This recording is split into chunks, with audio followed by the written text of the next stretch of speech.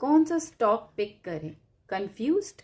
आप ये 5 पॉइंट्स याद रखिए कोई भी स्टॉक सेलेक्ट करने से पहले। सबसे पहले आप पहला जो है कंपनी का बिजनेस समझो। अगर आपको ये नहीं समझ में आ रहा कि कंपनी क्या करती है, उसका बिजनेस नहीं समझ में आ रहा, तो आप उसको स्टॉक को स्किप कर दें। सिंपल रूल है, invest in what you understand. अगर आपको कुछ समझ ही नहीं आ रहा, उसका बिजनेस नहीं समझ में आ रहा, तो आप उसमें इन्वेस्ट मत कीजिए।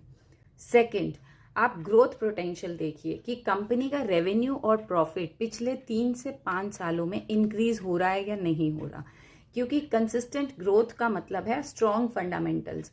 आप किसी की भी वीडियो देखेंगे तो वो बोलेंगे फंडामेंटल्स चेक कीजिए, फंडामेंटल्स स्ट्रॉन्ग है क्या नहीं। उसका सिंपल हैक है कि आप देखिए रेवेन्यू और ग्रोथ जो है, रेवेन्यू और प्रॉफिट जो है वो इंक्रीज हो रहा है पिछले 3 से 5 सालों में या नहीं हो रहा है। अगर हो रहा है तो इसका मतलब कंपनी ग्रो कर रही है, उसके फंडामेंटल स्ट्रांग है, आप इन्वेस्ट कर सकते हैं।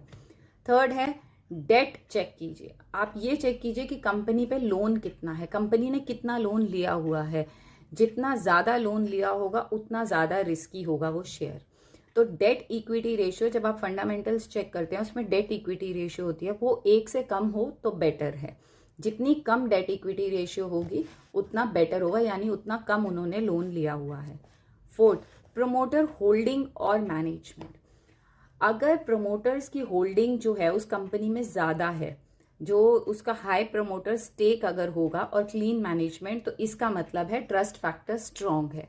अगर प्रमोटर को ही ट्रस्ट नहीं है उस कंपनी पे तो आप कैसे कर सकते हैं? अगर प्रमोटर अपना स्टेक सेल कर रहे हैं, उसमें उनका स्टेक कम है, कम कर रहे हैं, धीरे धीरे सेल कर रहे हैं, या उनका स्टेक ज्यादा नहीं है, तो उस केस में उस पर ट्रस्ट करना मुश्किल है। Fifth is valuation and price. PE ratio compare करो, कंपनी की पीई रेशियो इंडस्ट्री एवरेज से। अगर सस्ता मिले तो ही खरीदना, नहीं तो नहीं लेना। नेक्स्ट टाइम स्टॉक पिक करने से पहले हमेशा ये चेकलिस्ट याद रखें।